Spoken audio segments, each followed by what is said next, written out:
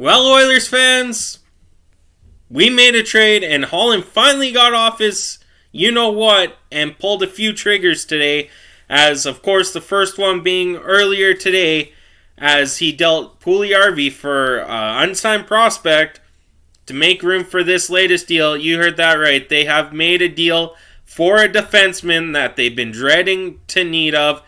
Is it kind of worrisome? It is. But welcome back to the channel. I'm Gillis TV. If you're new to the channel, make sure to hit that subscribe button as we will cover anything in the NHL. And it almost seems like today's been the trade deadline for today. Sorry, as I'm changing this. Trade deadline day, because Toronto's made 3 or 4 trades. The Oilers have made 2 trades. Washington's been on 2-3 trades today. A couple teams making pre-deadline trades, and we got that here as one thing the Edmonton Oilers have been lacking is a defensive defenseman who's physical. Yes, Vinny Desharnais came up and has done a tremendous job for the Edmonton Oilers, but they needed someone who's veteran, who has some term to help this Edmonton Oilers team defend well and keep the puck out of the net more times than not and not take penalties. And that's right, we heard it here as the Edmonton Oilers have stayed busy on Tuesday acquiring defenseman Mattias Ekholm from the Nashville Predators in exchange for defenseman Tyson Barrie, forward Reed Schaefer, a 2023 first-round pick, and a fourth-round selection in 2024.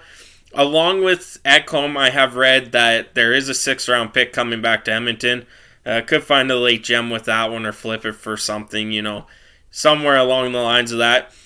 But the Nashville Predators are keeping 4% retained too, which I think comes out to $250,000, give or take a few extra dollars there to make it work for the Edmonton Oilers. And with this trade, they actually still have $2.5 million in cap room left available for anything else they need to figure out. As I talked to Dolany TV, I asked him if it was overpayment. He said no, because it leaves us with $2.5 million roughly dollars to play with, and it also, that could be worth a $10 million forward who is on a UFA this year, with a 3-way trade. So he did make some sense, and it gives the Edmonton Oilers some leeway to go out and get a right wing forward who, even if he's worth $5 million, retain 50% of that, you got your 2.5, or, if he's a bit higher, you can use a 3-way team trade with either Montreal.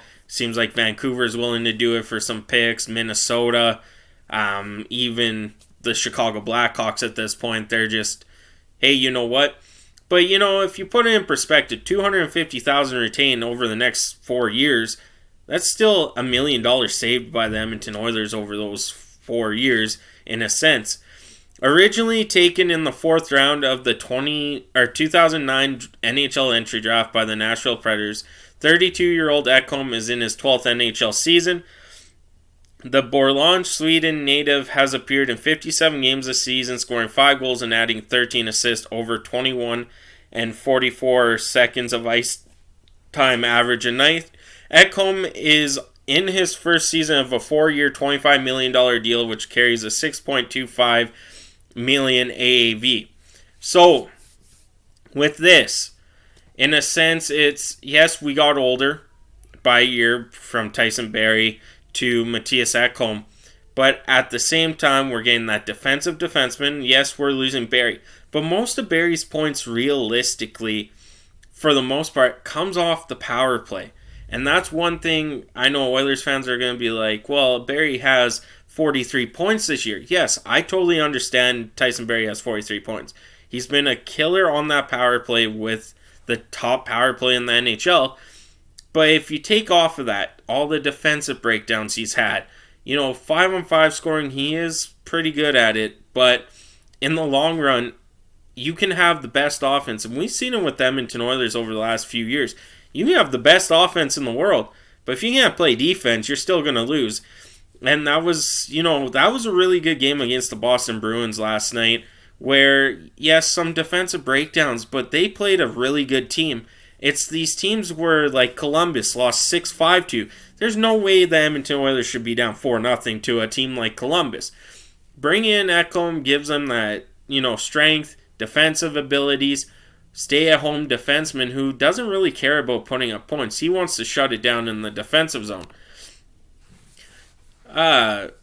So for his career, Ekholm has 62 goals and 206 assists in 719 games. Internationally, Ekholm has represented the Tri-Kanar on a number of occasions and was a member of the Sweden squad that won gold medal in the 2018 IIHF World Championships in Denmark. Barrie, 31, is in his second year of a 3-year, $13.5 million deal. He's appeared in 61 games this season, recording 10 goals and 33 assists in 19 minutes of ice time. So with Ekholm, you get a guy that can eat up a good chunk of minutes. You don't have to rely on Darnell Nurse to eat those chunks up.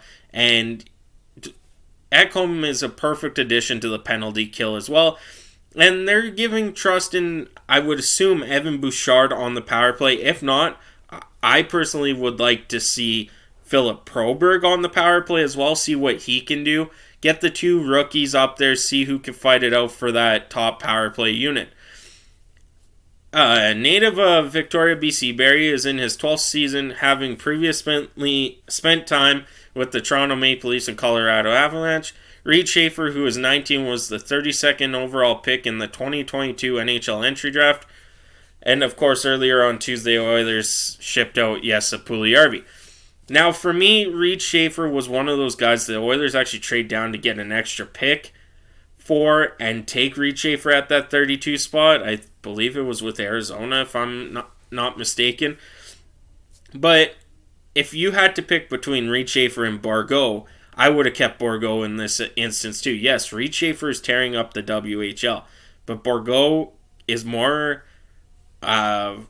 dimensional player. He can play center, he can play wing. He's good all around. And, with Reed Schaefer, he was still probably 2-3 years out anyway from making the NHL, where Bourgault could actually make a push next season. And you got the likes of Lavoie, Savoy, you got Ty Tullio in the minors. Those two guys, Lavoie and Ty Tullio, has been leading that team for the Bakersfield Condors. And same with James Hamblin, who could also make the push up as well for the Edmonton Oilers in the next coming years. So it is a win-lose situation. You see all these other teams making trades, and for the Edmonton Oilers, they are pretty much the only Western Conference team so far to make that splash. And with that 2.5-ish million that Dolany TV said we still have in salary cap room, it could actually work out really good for the Edmonton Oilers to go get a right wing. I look at who's available still, and there are a couple names that could possibly come to Edmonton as a forward option. I don't think now that the Edmonton Oilers have to worry about their defense. I think playing the 11-7 is still good with Mattias Ekholm. Yes, Cody Ceci hasn't been the greatest this season, but he could still turn things around. But this has been Gillis TV. Thank you guys so much for tuning in. I'm on out of here.